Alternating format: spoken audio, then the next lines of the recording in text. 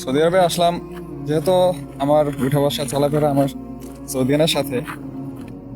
তো উনি যেখানে যায় সেখানে আমাকে নিয়ে যায় পার্টিতে বা এখানে সেখানে, যাই হোক। তো পার্টিতে গেলে দেখা যায় যে 15-20 জন 30-40 জন এরকম থাকে। ঠিক আছে, তারা খাসি জবাই করে, তারপরে ভেড়া জবাই করে, রান্নাবান্না করে, খাওয়া দাওয়া করে, ঠিক আছে, যে যার মতো বাসায় চলে যায়। অথবা এমনি কোনো অনুষ্ঠান করলে কি হয়, সবাই যায় সন্ধ্যায়, ওদিকে গিয়ে রান্নাবান্না হয়, সবার মতো সবাই গল্প গুজব করে, ঠিক আছে, মাগরিবের সময় নামাজ পড়ে, আর এশারের পরে খাওয়া দাওয়া করে সবাই বাসায় চলে যায়। তো বিষয়টা বলার কারণ হচ্ছে এটাই যে আমরা হচ্ছে কি বলে, অনেক সময় যে কাউরে খাওয়ানোর ইচ্ছা হইলে আর কি, যে কোনো বিষয়ে আমরা হচ্ছে হুজুরটা কি ইয়া নবী সালাম আলাইকা পড়ি, পরে তারপর একটা মোনাজাত দেই। আর ওই যে বদলা হুজুর টাকা দিয়ে যে 100 টাকা 200 টাকা দিয়ে যে বদলা দেয় আর কি, উনি ওনার মতো করে দোয়া করে চলে যায়। এটা তো ভাই ইসলামে নাই। বলা হয়েছে যদি আপনার কিছু প্রয়োজন হয় এখানে কোনো মাধ্যম লাগবে না, সরাসরি আপনি নামাজ পড়তে পারেন 2 রাকাত, নামাজ পড়ে আল্লাহর কাছে চাইতে পারেন যে কোনো সময়। অথবা এমনিতেই আপনি আহ, কি বলে সূরা কেরাত পড়লেন, রাসূল সাল্লাল্লাহু আলাইহি সাল্লামের উপর দুরূদ পড়লেন। সবচেয়ে দুরূদ যেটা বেস্ট যেটা আর কি, সেটা হচ্ছে দুরূদ ইব্রাহিম, আমাদেরকে যেটা নামাজে পড়ার জন্য রাসূল সাল্লাল্লাহু আলাইহি সাল্লাম শিক্ষা দিয়েছেন।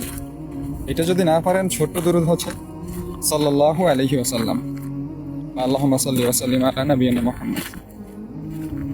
ঠিক আছে। আচ্ছা, এই ছোট্ট দুরূদ পড়েও যদি আল্লাহ তাআলার কাছে দোয়া করেন, আর ওই যে আপনার 100 টাকা 200 টাকা দিয়ে হাদিয়া দেওয়া সুন্নত নেওয়া সুন্নত, আমি ওই বিষয়ে যাচ্ছি না, ঠিক আছে, ওইটা বৈধ, ওইটা দেওয়া যাবে, আপনি এমনি দিতে পারেন। কিন্তু হুজুর আসবে বাসায়, তারপরে আপনি 100 টাকা 200 টাকা দিবেন, সে দোয়া করবে, এইটা হচ্ছে ইসলামে না। আর যেটা বলছিলাম, তো আপনি যদি নর্মালি এমনিতে দোয়া করেন, আপনারটাই কবুল হওয়ার চান্স বেশি। ওই হুজুরেরটা কবুল হবে চান্স বেশি এরকম কেউ বলতে পারবে না যে এটা ইসলামে আছে। এই যে আমি গতকালও একটা পার্টিতে গিয়েছিলাম, একটা ছাগল জবাই করলো। তো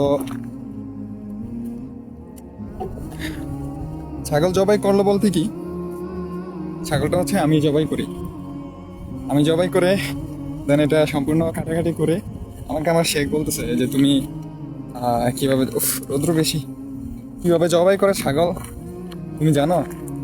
পরে বললাম যে হ্যাঁ আমি জানি, আমাদের বাড়িতে যখন কোরবানি দিত আমি করতাম এগুলো, বা আমার আব্বু থাকলে আমি, আমার আব্বু, আমার ভাইয়ারা এগুলো করি, মানে আমাদের কোরবানিতে নিজেদেরটা নিজেরাই করি। পরে বলতেছে মাশাআল্লাহ ভালো, তাহলে কালকে পার্টিতে তুমি জবাই করবা। তো গেলাম ওইখানে, ছাগল জবাই করলাম, দেন হচ্ছে এটা রান্না বান্না করলো, খাওয়া দাওয়া করলো, সবার মতো সবাই বাসায় চলে গেল। ওইখানে কত প্রায় 20 জনের মতো হবে। দেখলাম না যে হচ্ছে ইয়া নবী সালাম আলাইকা পইরা তারা হচ্ছে যে আমাদের মতো মিলাদ ক্যাম্প করে তারপরে খাওয়া দাওয়া শুরু করে। যাই হোক, আল্লাহ তাআলা আমাদেরকে সঠিক দিন পালন করার এবং বুঝার তৌফিক দান করুক। আমাকেও যেন আল্লাহ তাআলা সঠিক দিন পালন করে এবং মেনে চলার তৌফিক দান করে। আমার বাসায় চলে আসছি, এই যে এটা হচ্ছে আমার শেখের মাজরা বা খেজুরের বাগান, আর এটা হচ্ছে বাসা। সো হোয়াটএভার, আমি এখন বাসায় চলে আসছি, লাঞ্চ করব। আপনারা সবাই ভালো থাকেন, সুস্থ থাকেন, আল্লাহ হাফেজ, মা আসসালামা, আল্লাহ ইয়াস্তার আলাইক।